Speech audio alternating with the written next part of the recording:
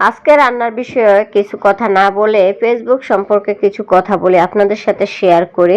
যারা নতুন পেজ বা আইডি খুলতে চান তারা কিন্তু একদম অ্যাক্টিভ থাকতে হবে এবং নিঃস্বার্থভাবে ভালোবাসা দিতে হবে সবাইকে।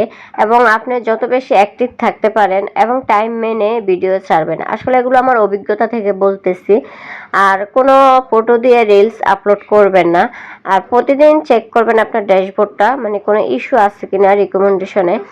আসলে অনেক কিছু আমরা প্রথম থেকে ভুল করে থাকি, ভুল থেকে আসলে মানুষ শিক্ষা নেয়। ভুল যদি না করতাম তাহলে কিন্তু এত কিছু শিখতে পারতাম না, এত কিছু আসলে শিক্ষা নিতেও পারতাম না। ভুল করছে দেখে আজকে আপনাদেরকেও কিছু পরামর্শ দিতে পারি এবং নিজেরাও অনেক কিছু শিখতে পারছি।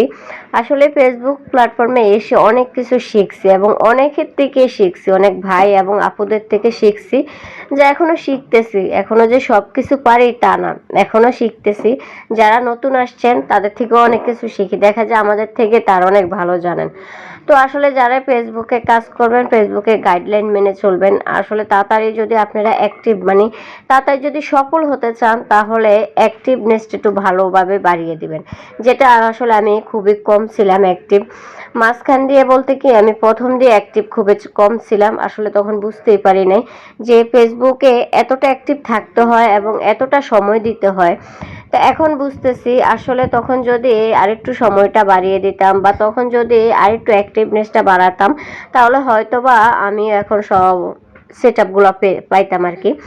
তো আসলে আমরা এখনো কোনো সেট আপ পাই নাই, তবে ইনশাল্লাহ ফেসবুকের উপরে সেই ভরসা আছে, আমাদের ইনশাল্লাহ পাবো।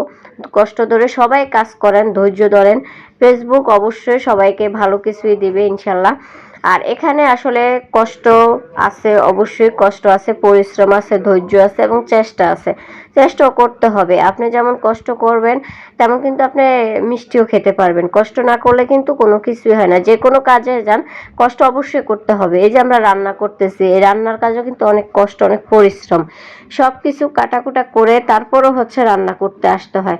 কারণ আমরা তো রান্না একদম কাটাকুটা ছাড়া রান্না করতে পারি না, তাই না? সব কিছু রেডি করে এসে রান্নাটা করলে খেতে অনেক সহজ। রান্না করতে কঠিন কিন্তু খেতে তো অনেক সহজ। তো ফেসবুকের তো এরকমই, আপনি যখন সেট আপগুলো পেয়ে যাবেন তখন আপনার কাছে মনে হবে একদম সহজ। এখন তো সেট আপ পাইতেছি না, এখন কষ্ট অনেক বেশি, চেষ্টাটা অনেক বেশি। তো সবাই চেষ্টা করেন, ধৈর্য ধরেন এবং পরিশ্রম করতে হবে। যে কোনো কাজে হোক পরিশ্রমের কোনো বিকল্প নেই, তাহলে অবশ্যই আমরা সেট আপগুলো পেয়ে যাব। তো সবাই মনোযোগ দিয়ে কথাগুলো শুনবেন, যারা নতুন পেজ খুলতেছেন তাদের জন্য অনেক উপকারী হবে। আসলে আমাকে যদি কেউ এরকম পরামর্শ দিত তখন খুবই উপকার হতো আমার। তখন আসলে কারো থেকেও তেমন পরামর্শ পাই নাই, সবাই লাইভে ভিডিও দেখে শিখছি। তো সবাই ভালো থাকবেন, সুস্থ থাকবেন, আল্লাহ হাফেজ।